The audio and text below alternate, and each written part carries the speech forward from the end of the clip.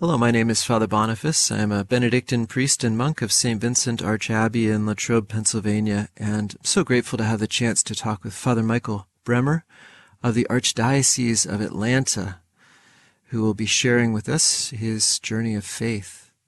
Father Michael, it's great to be with you. Thank you, Father Boniface, for having me. And let's turn to Our Lady for a moment before we get started in our conversation, that she can help us with her prayers to focus on what the Lord wants us to focus on, and also to help our listeners hear what the Lord wants to say to each of them. Hail Mary, full of grace, the Lord is with thee. Blessed art thou among women, and blessed is the fruit of thy womb, Jesus. Holy Mary, Mother of God, pray for us sinners, now and at the hour of our death. Amen. Well, Father Michael, as we get started, could you give us just a little picture of yourself? How old you are, how long you've been ordained, a little bit about your first priestly assignment, your current priestly assignment, I should say. Mm-hmm. Yeah, absolutely. So I'm 32 years old. I've been a priest for about 5 years now. Currently, I'm serving in the Archdiocese of Atlanta at the Catholic Center at the University of Georgia as the assistant chaplain. And I've been at this role for the past year and a few months, and absolutely love it. Awesome. Did you grow up in Atlanta? No, so I'm actually a military child. I was born in Germany, then moved to Louisiana for a few years, then Belgium for most of my childhood, about 12 years or so. Then my senior year of high school, back to Germany. And then my dad was living in Georgia at the time. And so I went to University of Georgia for undergraduate. Got the call to go into seminary, was at seminary in Illinois for about 6 years, got ordained, and after a few assignments, am now back at the University of Georgia as a chaplain. Yeah. That's awesome. I was received into the church at Penn State and then spent the first 3 years of priesthood at Penn State. So I can really appreciate what a gift that is. It is, yeah. Well, can you share with us how your faith has grown? Where were those seeds of faith planted, and how has that developed through your life? Yeah. It's always really beautiful to be able to reflect, like in hindsight. It allows for the Lord's current presence to be a little bit more familiar. One of the things I pray with often, one of the things I preach about often is God's fidelity. God's undying and consistent presence. And honestly, I would say if there was a single thread to base my own faith journey, it's that. I've had a lot of ups, a lot of downs, a lot of darkness, a lot of light. And the common thread in it all really has been God's personal, God's loving presence towards me. How did you first experience that? A few different ways. One of the more common ones was even the times where my mom severely encouraged, aka forced, my sister and I to go to Mass when we were younger. Even still, it's undeniable to know the Lord's Eucharistic presence as a kid.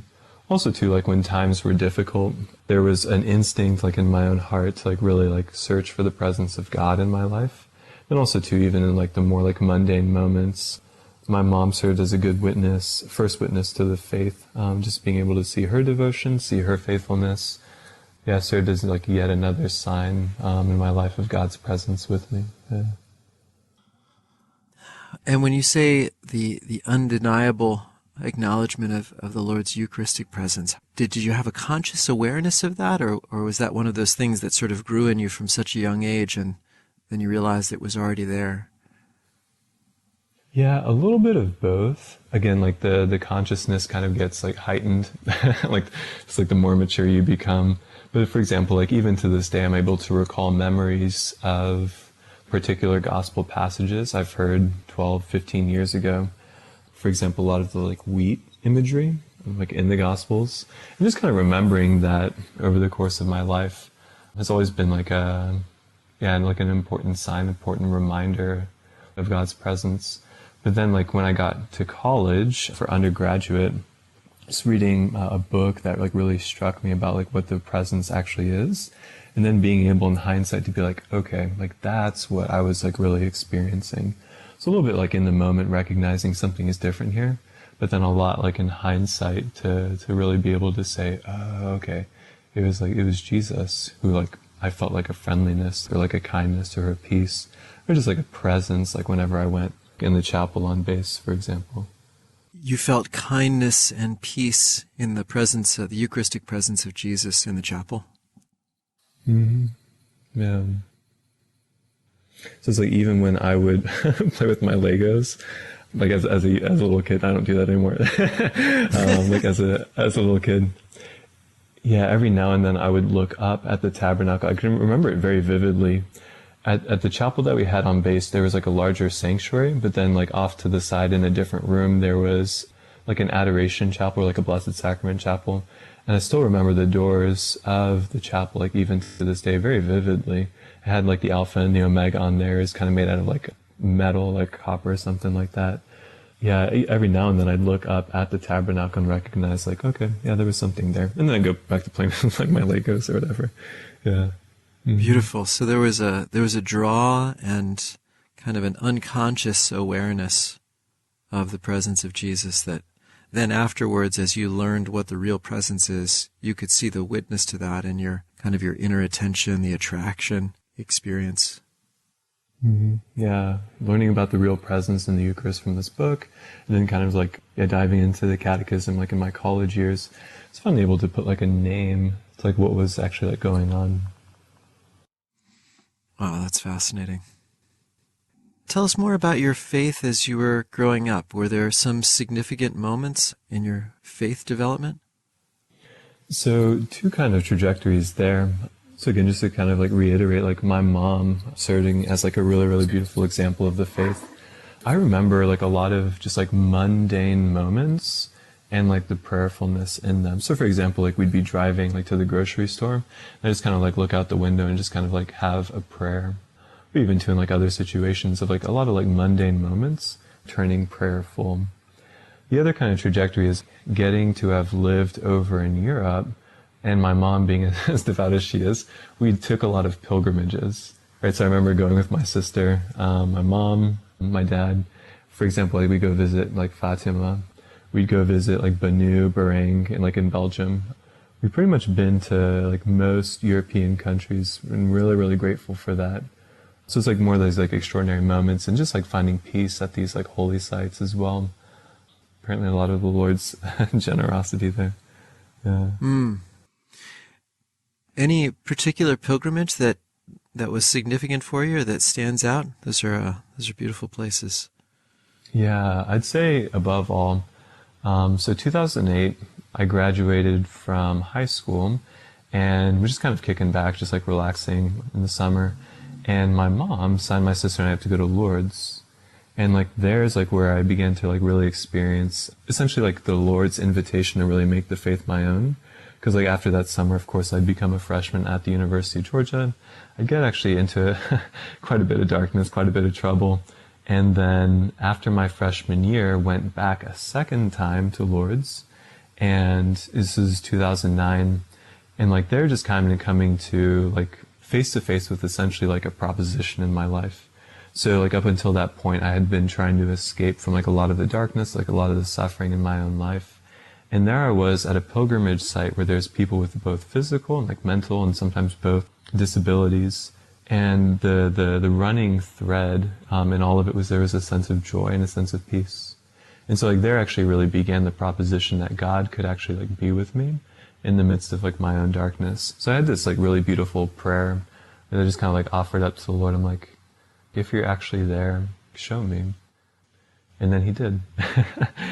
Because like in the darkness, like later on in high school, and then early on, like my freshman year of college, maybe call it a forgetfulness, maybe call it just like a blinding, but like a lot of the like good that I experienced like in my faith, yeah, was really, really forgotten. So I kind of like was at a crossroads, seeing a lot of people suffering, but at the same time like having joy and recognizing there's a lot of like suffering like in my own life, but at the same time too, joy really seemed to be an invitation. So it's like in Lourdes where the Lord like really invited me to ask and then invited me to receive. That's really beautiful. And what was the experience of receiving that? Yeah. Are you referring to that moment there in Lourdes? Mm-hmm. Yeah. Yeah. Yeah, it kind of makes me tear up even just thinking about it today. But I don't know, the best way to kind of describe it is like my soul was dark, and then all of a sudden it felt light. Both like in like the weight kind of sense, like there just felt a lot lighter, but also too that, yeah, like there was just like I was able to see things anew. That's really beautiful. Lifting up of the heart, lightening of the heart, and enlightening of the heart, illuminating of the heart. These are beautiful signs of God's grace. And I love the interplay of grace and freedom in that. Obviously the struggle with darkness, and maybe that's also some of your own stuff in there, but it's also, we go through times of darkness. You know, there's no shame in that. That's part of the journey of faith, is also having times of darkness, but of course we can complicate that with some of our own decisions. But then for you to come into a place to make the decision to go to Lourdes was already, of course, an act of freedom. And then to be in that place that you could see it's possible for God to be with you in the darkness, that it wasn't something you had to overcome on your own, or that it wasn't an impenetrable barrier, but that you could really let him in there, and then the decision to do that, to surrender and to open, and then that puts you in a place to receive his grace. So his grace was not the result of your efforts, but at the same time your efforts opened the door for him to shine his light and to lift your heart. And it was profoundly moving. Obviously you're tearing up even now, and those are unforgettable moments. It's beautiful. Yeah, absolutely. You kind of mentioned something in there too. It's like the Lord, even like to this day, has been like really inviting me to like really reconsider. It's like I lived in a lot of darkness. Some of those were my own personal decisions. But even like as he looks at those memories, or like as he shows me how he was looking at me like in those memories, I stumbled across, I think it's a quote by George Bernanos, where the beginning part of the quote says, "We really do want what he wants." Right, and so it's kind of like this reminder of the search for love really always is a search for love, like a search for God. I might look in the wrong places, but deep down inside, like he is like who I'm actually looking for. So it ends up maybe taking the edge off of the darkness, allows more mercy and even like more grace to be received from those experiences.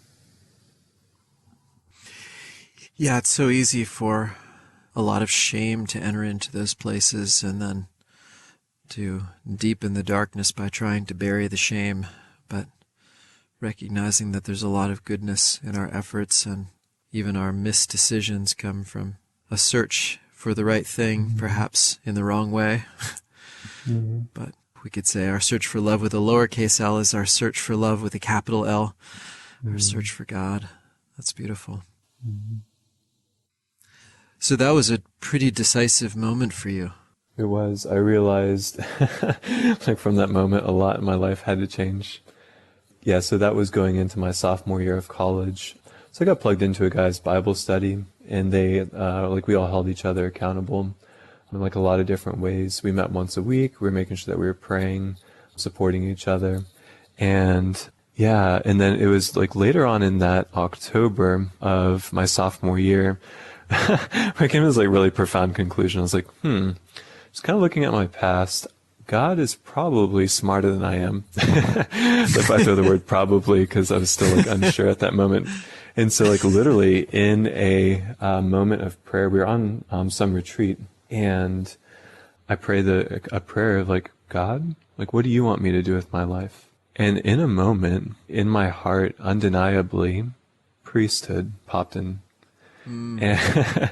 And so it's like, so from that, essentially like, wow, God is way more real than I thought. My life really has to change. Okay, well, maybe God should like dictate the trajectory of my life. And then priesthood like pops into my heart, to which I said, no. And actually like ran away from that call for a little bit. But again, just like the very consistent thread of like God's undying and very persistent and consistent presence in my life just very gentle. He's like, hey, like, look, as long as you're praying to me, like, we don't have to talk about this. Like, I just want to love you. So it wasn't until my senior year, of course, that I ended up being able to accept that call and then went into seminary. But over the course of that like year and a half of like really running away from it, just like knowing the Lord's like gentleness, knowing his presence, and ultimately like that's where he just kept reminding me that I am the thing that he wants, right? I am the who that means a lot to him. That's beautiful. That's really beautiful. That's so fundamental to remember that it's really his desire for us, not his desire for us to do something. That his desire for us to do something is simply because his desire for us is a desire for the fullness of life, which involves doing something. But it's not about the doing something as if we are another servant that he needs to build his empire. Rather the unconditional and pure love of us. And so how beautiful he gave you space, he gave you freedom. His love was not restricting, only if you do what I tell you will I love you, but rather I love you, and I'll love you into the fullness of life, and that's probably going to take you in a particular direction. So even though you were not welcoming of that word priesthood that came up in your interior, you still kept praying and kept growing with the friends of yours and kept investing yourself in the faith.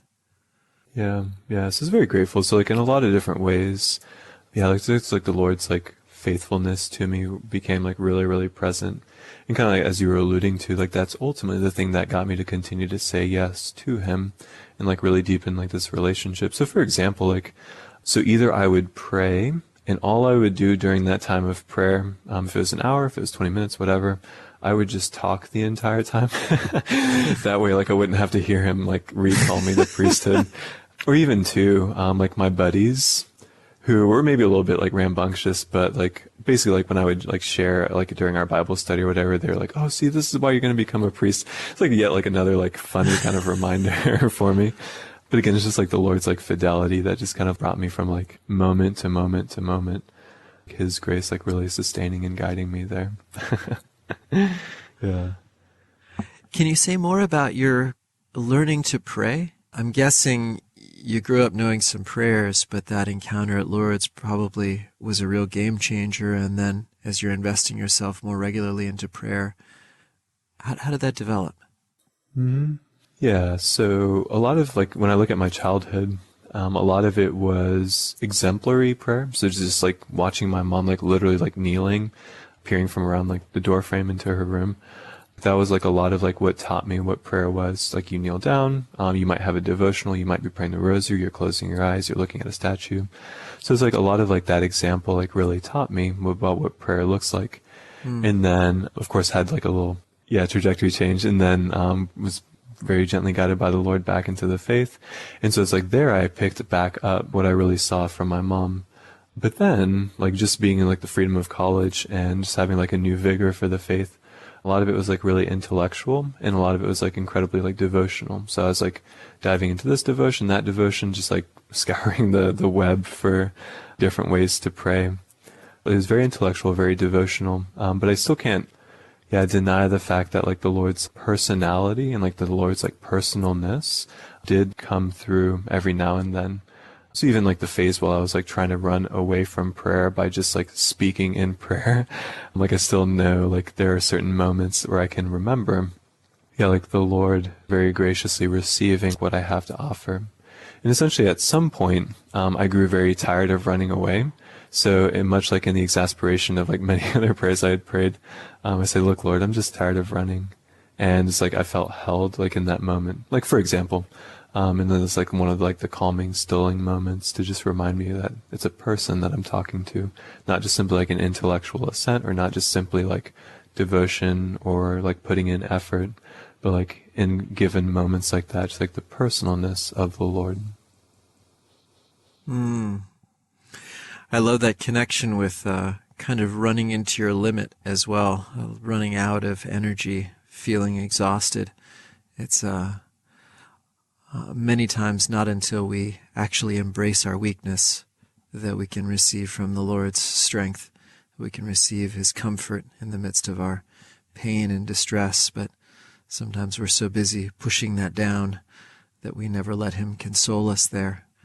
So beautiful to hear how your nonstop talking, your continual efforts to stay on top of the relationship, and eventually led you to moments of exhaustion and being held, received, loved, cared for by him. Yeah, he'll pretty much use anything to draw us closer to him. Yeah, that's so true. So you had your mother growing up and her example, and that became a memory you could draw back on. Where did you learn prayer from at this point in your life in college? Yeah, so it was either through my buddies or just remembering the example that she gave, or even just like on the internet as well. Towards the later part of college, there was a priest that frequently like came to visit the Catholic Center here, and who I just developed like a good connection with. And so he became like, it wasn't actually spiritual direction, but it's certainly like he was helpful in terms of like points for prayer, invitations to focus on this or to that. So that's also like a crucial part of when prayer ended up becoming like a little bit more personal. So certainly like he was able to teach that, as well. Mm-hmm. Yeah, and internet education is becoming more and more available. So how did that come about in your senior year, as you finally ran out, your tether ran out, and you had to face priesthood again, or what happened there? Yeah. Okay, so this is a little bit longer of a story. At the end of my junior year, I actually ended up dating a girl, and ended up falling like pretty head over heels for her. But what was really beautiful about that relationship was she taught me a lot about love. And in just being able to love her and be loved by her, like my heart continued to just reopen in a lot of different ways. Not simply was it life-giving, it was also really healing in a lot of ways. So I felt just like different parts of my own heart open up until, my senior year. We're still dating at this time, and like thoughts of the priesthood pop back up. And so I was honest with her about that, right? I didn't want to hide that in any way. And so she just said, okay, well, let's just pray to do God's will. And like a little while later, like we end up breaking up. And it was probably like the easiest breakup ever. It was actually like really understandable. Both of us had come to the conclusion that I was being called towards priesthood. And so it was something about like that relationship that really opened up my heart to that possibility. So part of it was just like butting up against my own limits. Part of it was really like my heart being opened by her and like the many other people, wonderful people in my life at that point. But like the Father was just like very gentle and saying like, hey, like, yeah, like that call like was never like forsaken. Like this is still like what I'm inviting you to. And just like in that moment, received like a deeper ability to be ready and to be able to say yes to it. So my the spring of my senior year, just continued to pray, continued to talk with the vocation director at that point, and then began to fill out my application. Yeah. What was it originally that made you say no to priesthood? What were your ideas about priesthood that you were not open to? Yeah, so this is also where the story gets kind of interesting. So before, I think you remember, I was talking a lot about like the wheat imagery that I remember like at Mass growing up, Eucharistic presence. The other like strand of thoughts that I remember thinking is, I don't ever want to become a priest. And so this is like when I'm a child, right? And so but what was weird is that like no one had ever, or hardly anyone had ever suggested, hey, think about priesthood, or even asked like, hey, have you thought about priesthood? Like no one really ever confronted me about that. It was just like something about like an independence of like thinking it. I was just like, yeah, I really don't want to do that.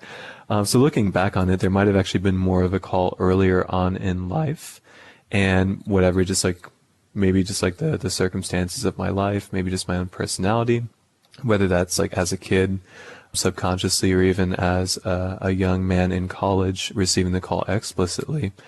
I don't know, just something about like the heart really wondering whether or not it will be loved if this is the route that I actually do go down.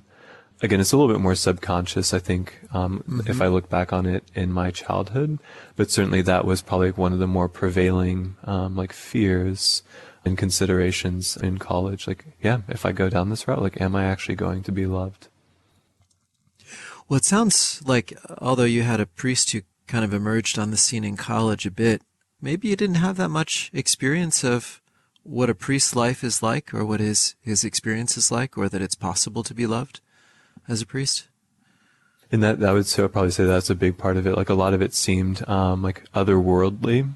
So even like as I say that, I remember the expectation of going into seminary. I thought it was just going to be a bunch of dudes just walking around with like their hoods over their head, like chanting Gregorian chant like to themselves. So obviously like maybe part of it like really was like a just like incorrect like preconceived notion, but certainly like the otherworldliness of it maybe was like a doubt or just like a uncertainty. Mm-hmm. And what a beautiful concern to have. You know, if there's something that should hold you back from doing anything in your life, it's precisely that. Is it possible to be loved in this, to love and to be loved in whatever we're doing? Actually, if we asked that question and used it as a criterion for discernment, it would do us a whole lot of good. Oh, absolutely. Yeah. And so what's really funny is even in my time in seminary, just kind of like the ambivalence of the call, like wrestling, like going back and forth. It was always like God's commitment and God's promise that on the other side of I do, He will be there and like He will be the one to like really love and take care of me. So it wasn't really like a certainty. It wasn't really like a knowledge or even like necessarily a peace, but even just like His commitment to me is like really the thing. Yeah, that's been like the common trajectory. Mm-hmm. He knew that He loves priests. So he knew you would run into that truth eventually. Yeah, exactly. Mm-hmm. So when you got to seminary, and I suppose you went to Mundelein? Correct. Mm-hmm. And which is a gorgeous place. Yeah, it is. The last vestiges of imperial Catholicism. It's really cool. Yeah. That's a fun way to put it, but yeah, you're spot on. Yeah. Yeah, it's just magnificent. It's like, wow. But it wasn't guys in hoods walking around doing Gregorian chant. No, it was more so guys who, like, at some point in their own life, like, had an experience of love with the Lord and decided to take Him up on this offer. But played flag football, drank beer, went to movies, like hung around, like had a lot of good fraternity with each other. So like normal, ordinary guys. Mm-hmm. But what you said is really powerful. The unifying factor is a lot of men who have had an experience of God's love in their lives. Mm-hmm. That's pretty amazing. And to be with a community like that. Now, I know seminary enough to know that we're not always good at really manifesting that to each other. It's also true, yeah. But it is the common thread that draws men together, especially these days. Cultural priesthood is just not really a thing in the United States. People don't just enter the seminary because that seems like whatever, an expedient thing to do to get ahead in life. It really is men who have wrestled with and discerned a call. Yeah, I definitely agree with that. I was very grateful. It's like just like the group of guys, yeah, that I like grew closest to. Also, I like kept that in mind as well. Yeah. So, what was it like? How did your faith grow and stretch? And what kind of challenges did you face? And what kind of graces did you see in seminary? Mm-hmm. Yeah.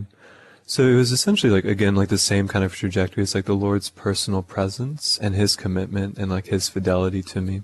But essentially like all seminary really was like a sharpening and intensifying and like a deepening of His love for me. So this is second pre-theology. I guess for the listeners, there's like 6 years of priesthood or seminary. 2 of them are normally philosophy, 4 of them are theology.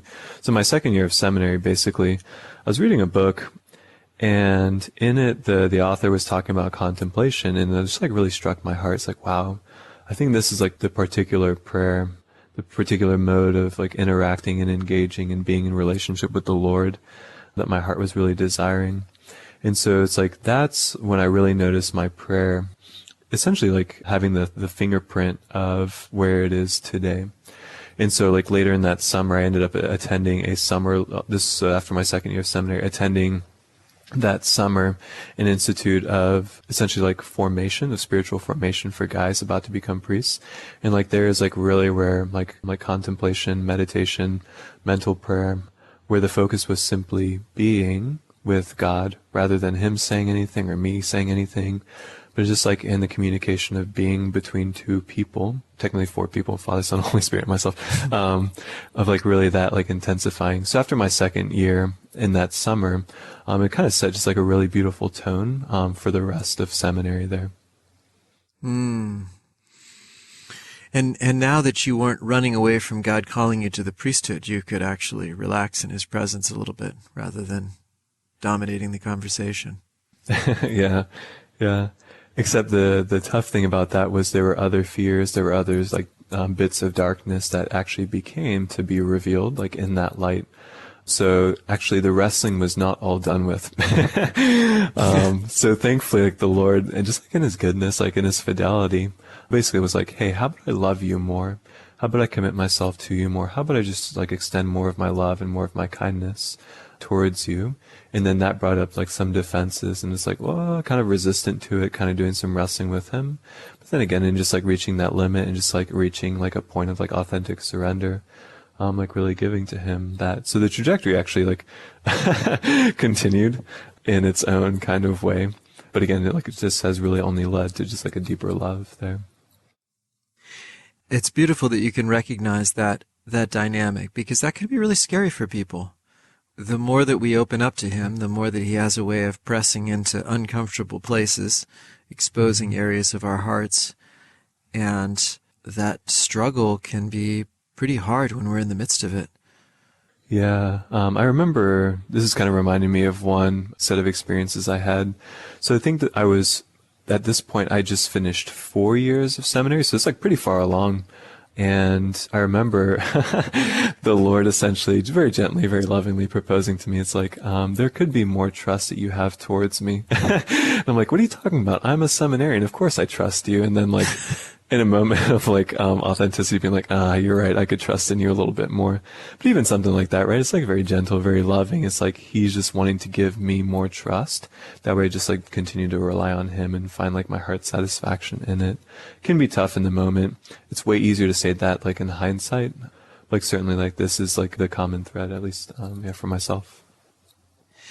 If I can, I want to press into that a little bit more, but I was also struck, as you've referenced several times, hearing God in prayer, the way that he communicates, and I want to give you a chance to share that a little bit with our listeners. You've regularly said things like in a very gentle way, loving way, patient, not forcing. So it's a very different kind of thing than somebody maybe who's prone to some anxiety, kind of beating themselves up.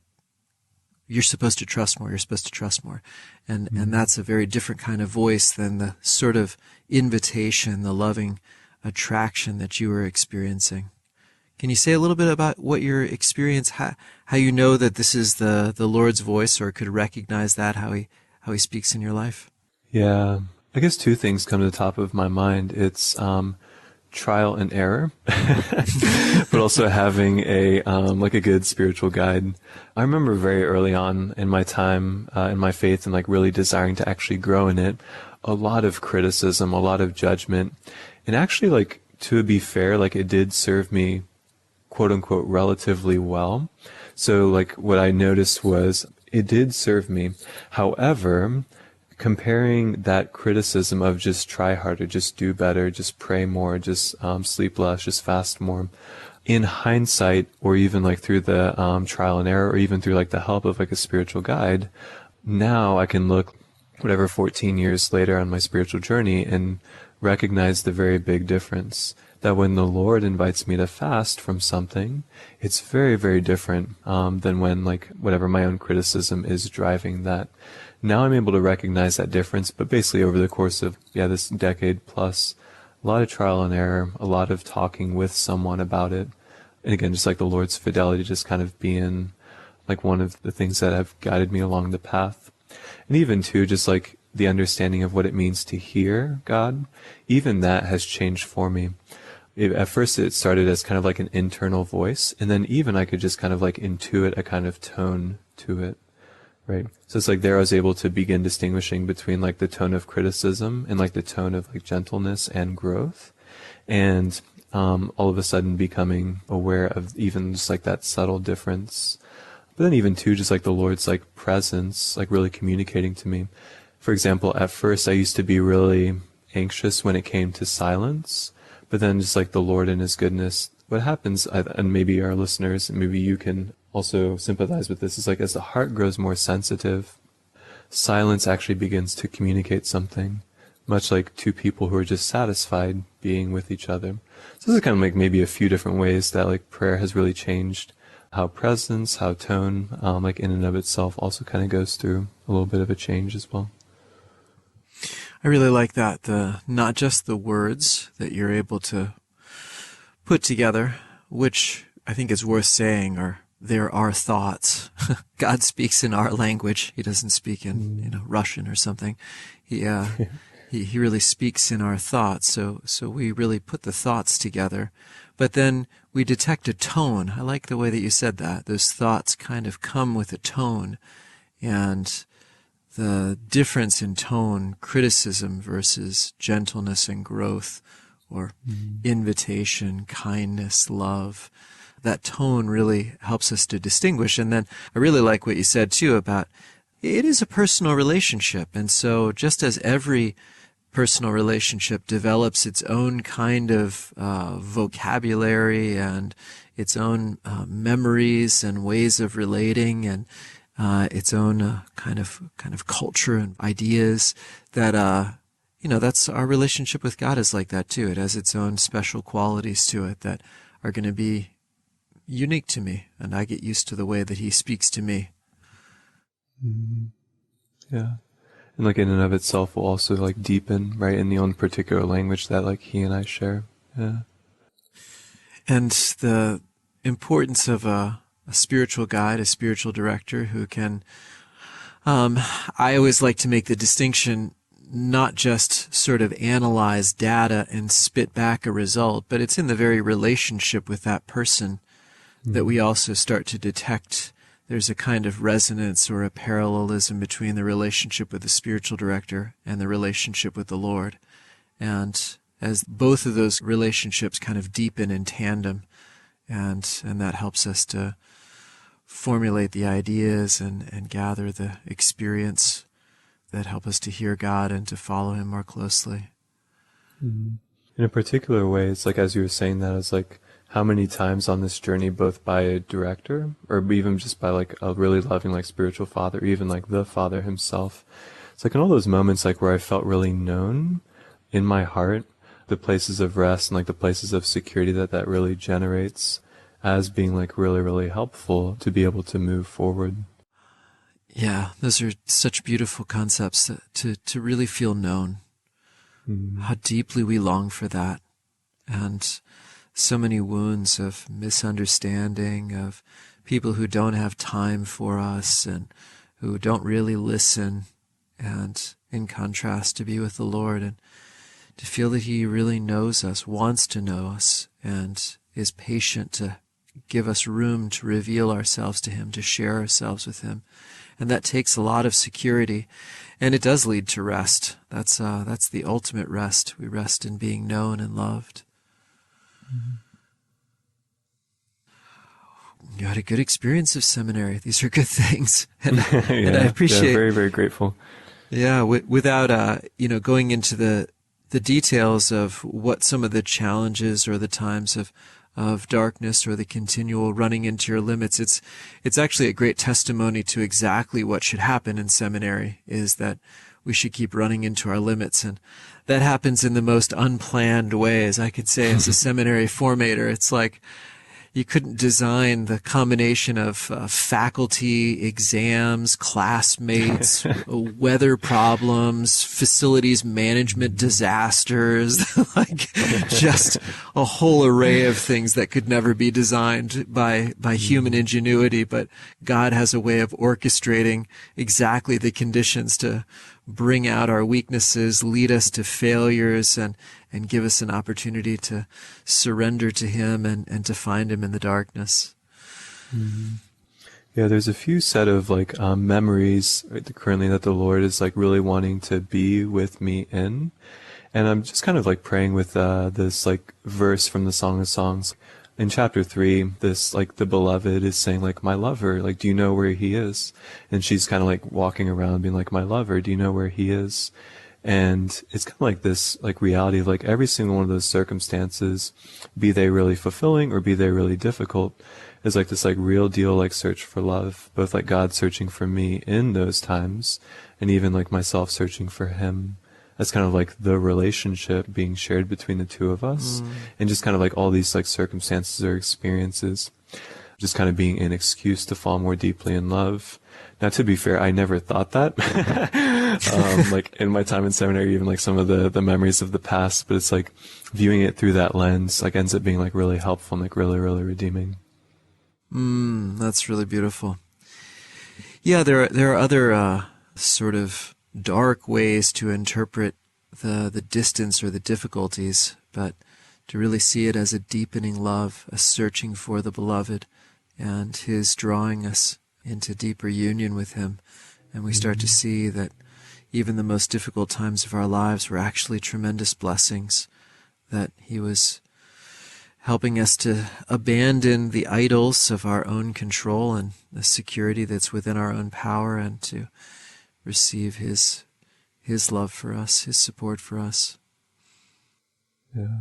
We have a couple of minutes, Father Michael, and I'd love to just open it up for wherever you'd like to take it in terms of maybe another significant point in your own journey, perhaps in ordination or as you've entered into priestly ministry, or something else from seminary, or another memory that comes to you.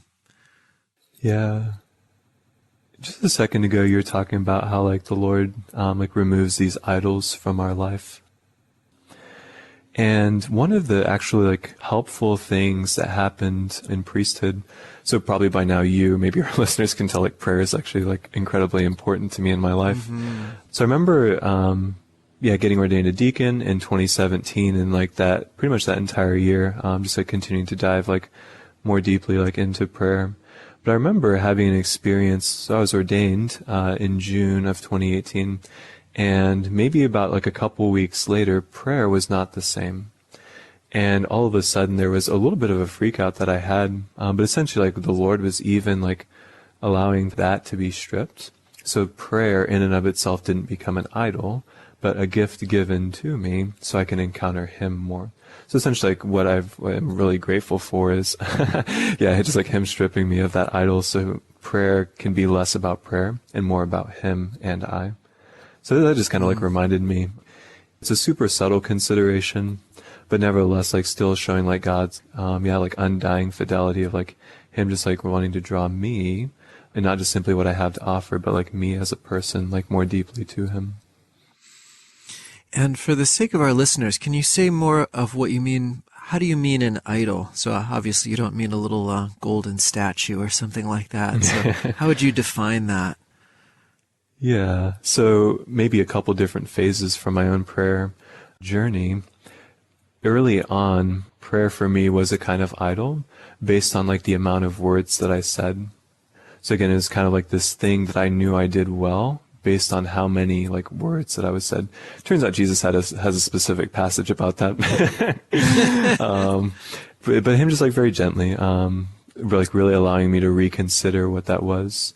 But then again, like maybe another phase of my life, like if I left maybe like an hour of prayer, so like maybe even like a formal time of prayer, and like I didn't have a good feeling or feel consoled, that in and of itself might be a kind of like idol, that I was like more focused on the result of like, or like the more like superficial results of prayer, like as good as they are, and less on like what it was like for the two of us to be together.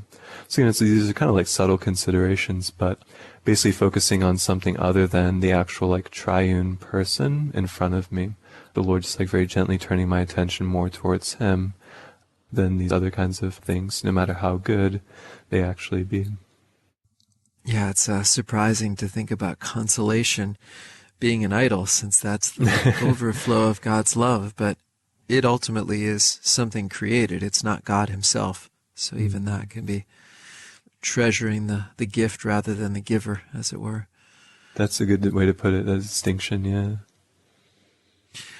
Father Michael, this has been a real pleasure. It's a delight to talk to a brother priest who has developed such a deep interior life and who's made that such an important part of your life. And just delighted to hear about your inner experience and the way that you're sharing your prayer, the way that you're living out your relationship with God, and just very excited for the college students you're able to minister to at the University of Georgia now, and whoever the Lord entrusts to you as you continue your journey of priesthood. So thank you so much for sharing the way that your relationship with God has grown over the years. And if you could just say a little prayer and give us a blessing as we wrap up, I'd be grateful.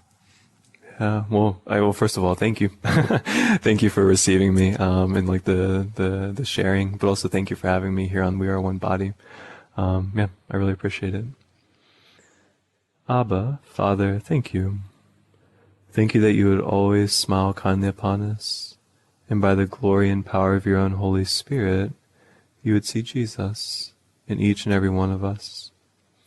Help us to see the same, in knowing the profound fidelity you have towards us, that our own hearts might find belonging in you, and not be afraid to fall in love, more deeply in love with you. Continue to give yourself to us as we give ourselves to you. And Father, I ask that you bless us, the Father, the Son, and the Holy Spirit. Amen. Amen. Cool. Thank you again. Thank you so much for sharing your faith journey with us. It's really been a delight to talk to you.